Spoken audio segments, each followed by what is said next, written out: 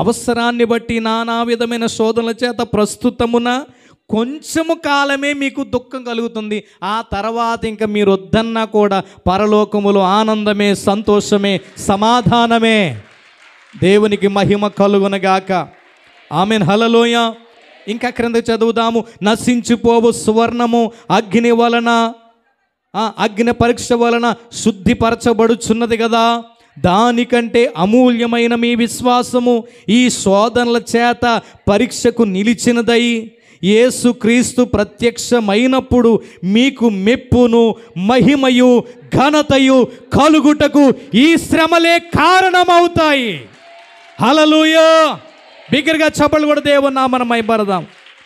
ఎంత గొప్ప మాట అంటే, ఒక అగ్నిలోనికి బంగారాన్ని వేసినప్పుడు ఆ అగ్ని ఆ బంగారాన్ని కాల్చినప్పుడు ఆ బంగారం ఎలా మారుతుందంట? మేలిమి బంగారంగా మారుతుందంట. ఈ రోజున మీ ఆడవాళ్ళు వేసుకున్న బంగారం అంత మెరిసిపోతుందంటే దానికి కారణం ఏంటో తెలుసా? అది మెరవడానికంటే ముందు ఎక్కడికి వెళ్ళిందో తెలుసా? అగ్నిలోకి వెళ్ళి కాలింది. అగ్నిలోకి వెళ్ళి కాలాకే అది మెరిసే బంగారంగా మారింది. ఓ బంగారమా, ఇంత మెరిసిపోతున్నావే, ఇంత అందము, ఇంత సొగసు, ఇంత సౌందర్యము, ఇంత కళ, ఇంత మెరుపు నీకెక్కడిది అంటే ఆ బంగారం అంటది, నేను అగ్నిలోకి వెళ్ళి కాలేన తెల్లే. ఆ బాధ, అప్పుడు పడ్డ బాధ నీకేం తెలుసో? ఎంత బాధపడ్డానో. ఆ కంసాలైనా అటు తిప్పి ఇటు తిప్పి అదే బొగ్గుల్లో బాగా నన్ను కాల్చి కాల్చి కాల్చి కాల్చి కాల్చి ఆ తర్వాత నన్ను కొట్టి, నన్ను వంచి, నన్ను కట్ చేసి, నన్ను అలా చేసి ఇలా చేసి ఇప్పుడు నీకు ఒక ఆభరణంగా నన్ను మార్చాడు. ఎంత అందంగా ఉందో ఈ బంగారం అనుకుంటావు నువ్వు. ఆ బంగారం అనుకుంటుంది నీ అందం తర్వాత, నీ సంతోషం తర్వాత, నీ దేహం మీద ఈ అందమైన మెరుపు నాకు రావడానికి నేను అగ్నిలో కాలానంటది. దేవునికి స్తోత్రం. ప్రభు ఎంత గొప్ప ఉదాహరణ చెప్తున్నారు చూడండి. ఆ బంగారం మెరిసినట్టు మీరు శ్రమల కొలుములో కాలితే మీకు కూడా మెప్పును, మహిమను, ఘనతయు ఒక రోజున దేవుడు కలగజేస్తారంట. హల్లెలూయా. హల్లెలూయా. ఒక రోజున మనకు మెప్పు. ఆ మాట మరలా చదవండి తల్లి. మీకు ఎప్పుడైనా బాధ కలిగినప్పుడు ఈ వాక్యం తీసి చదువుకోండి. అలా కాదు, స్టార్టింగ్ నుంచే కావాలి నాకు. నశించిపోవు సువర్ణము అగ్ని వలన శుద్ధిపరచబడుచున్నది కదా, దానికంటే అమూల్యమైన మీ విశ్వాసం ఈ శోధనల చేత పరీక్షకు నిలిచినదై యేసుక్రీస్తు ప్రత్యక్షమైనప్పుడు మీకు మెప్పు, మహిమ, ఘనత కలుగుటకు కారణమవుతాయి. హల్లెలూయా. ఏం కలుగుటకు? అమ్మా వెళ్ళిపోదాంలే, అంగన్వాడి పిల్లలకి అలా బెంగట్టుకోకండి. దేవునికి స్తోత్రం. హల్లెలూయా. హల్లెలూయా. ఒక్కల చేతులు లేగట్లేదు. హల్లెలూయా. హల్లెలూయా. మరొకసారి హల్లెలూయా. ఒక రోజున ఈ శ్రమల వలన మనం నిలిస్తే, మనం సహిస్తే ఒక రోజున మెప్పంట. ఎవరి దగ్గర? ఏం మెప్పు తెలుసా? బలా నమ్మకమైన మంచి దాసుడా, బలా నమ్మకమైన మంచి దాసుడా. కొడితే బిగ్గరగా కొట్టండి చప్పట్లో. హల్లెలూయా. ప్రభు కొందరిని బైబిల్ గ్రంథంలో మెచ్చుకున్నారు. అమ్మా నీ విశ్వాసము గొప్పది. అది మెప్పు. ఓ సేవకుని అన్నారు, బలా నమ్మకమైన మంచి దాసుడా. అదొక మెప్పు. ఈ రోజున ఎంత మంచి చేసిన మనుషులకు నేను నచ్చను, ఎంత మంచి చేసిన మనుషులకు నేను నచ్చను అనుకుంటున్నావు. నచ్చకపోయినా పర్వాలేదు, నిన్ను మెచ్చుకునే దేవుడు ఒక ఆయన ఉన్నాడు. హల్లెలూయా. నిన్ను మెచ్చుకునే దేవుడు ఒక ఆయన ఉన్నాడు. నీ మంచంతా దేవుడు చూస్తున్నాడు. మనలో మనుషులకి మంచి నిలువెత్తు మనిషివి, మంచోడువైనా నీలో మంచి ఎవ్వరికీ కనబడదు. లోకమంతా పచ్చకామెర్లు మనుషులతో నిండిపోయింది. పెద్దలు అంటారు కదా, పచ్చకామెర్లోడికి లోకమంతా ఉండని, నిన్నేదైనా అనుకోని. ఆడు చూసే కళ్ళల్లోనే ఆడికి పచ్చకామెర్లు అయితే మనం పచ్చగా కనబడితే మనం ఏం చేస్తాం? ఆడి కళ్ళల్లో జబ్బు ఉంది కాబట్టి అలా చూస్తున్నాడు ఆడంతే. దేవునికి స్తోత్రం. నీలో మంచి ఉంది, అది ఎవరికి అర్థం కావట్లేదు, వదిలేసాయి. నేను మెచ్చుకునే దేవుడు ఒక ఆయన ఉన్నాడు.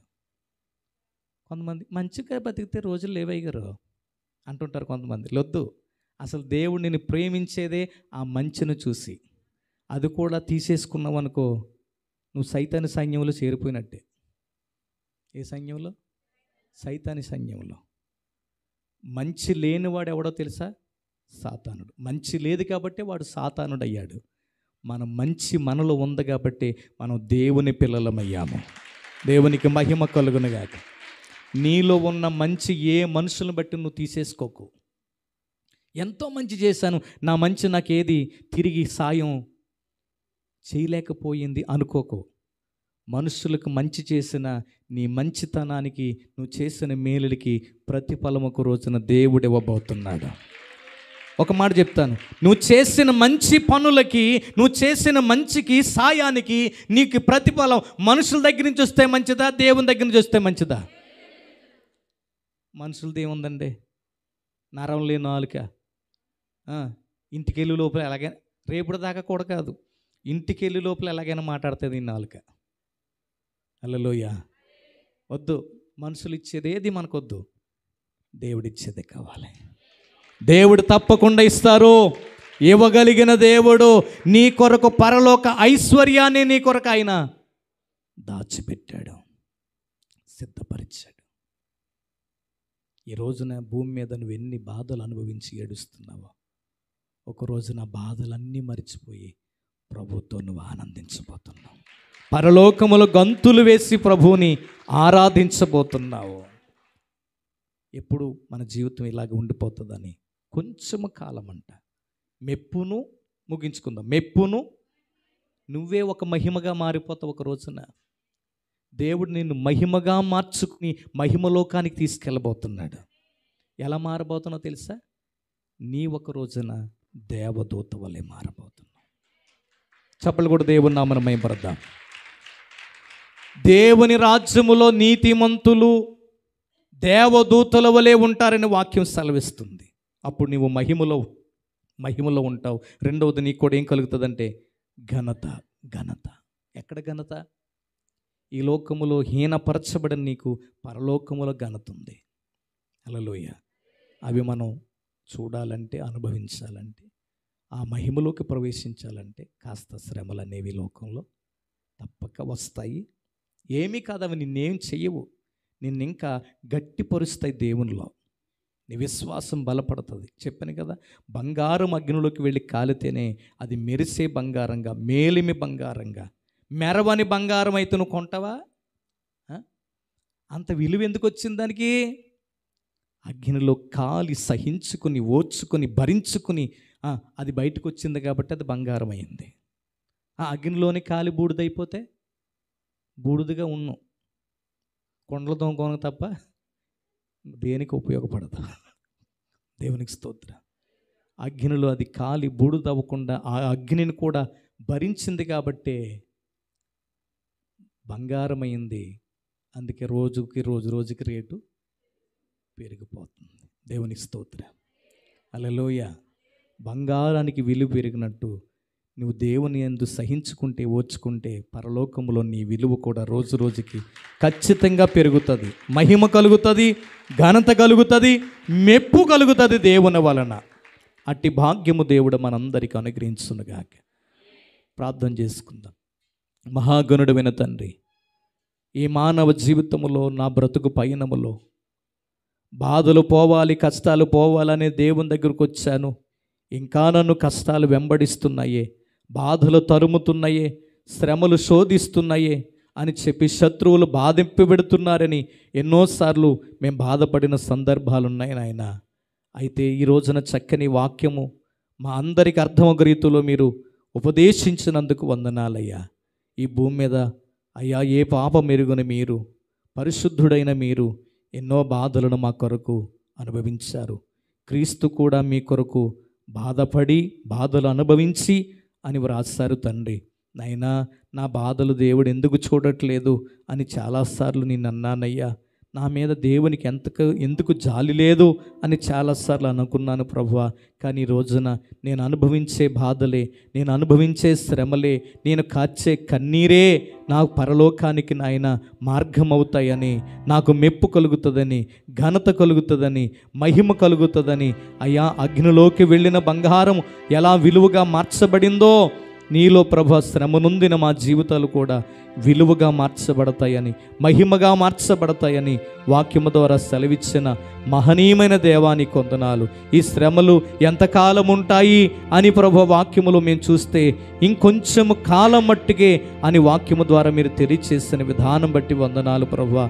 శ్రమలు ఎన్ని ఎదురైనా, బాధలు ఎన్ని ఎదురైనా, కష్టాలు ఎన్ని ఎదురైనా, నిందలు ఎదురైనా, అవమానాలు ఎన్ని ఎదురైనా వాటిని భరించుకుని, తట్టుకుని, సహించుకునే ఓపిక, సహనము మాకు దయచేయమని ప్రార్థన చేయించున్నాము తండ్రి. నీ పిల్లలు విశ్వాస వీరులై అయ్యా ప్రభు ప్రతి శ్రమను జయించటానికి సహాయం చేయండి. వారికి దాచిన స్వాస్థ్యము, వారికి సిద్ధపరిచిన బహుమానాలు ఒక రోజున నిత్య జీవ పరలోక రాజ్యములో మీ ద్వారా పొందుకునే కృప దయచేయమని నజరేయుడైన యేసు నామమున అడిగి ప్రార్థించి వేడుకొని పొందుకుని మా పరమ తండ్రి. Amen, amen.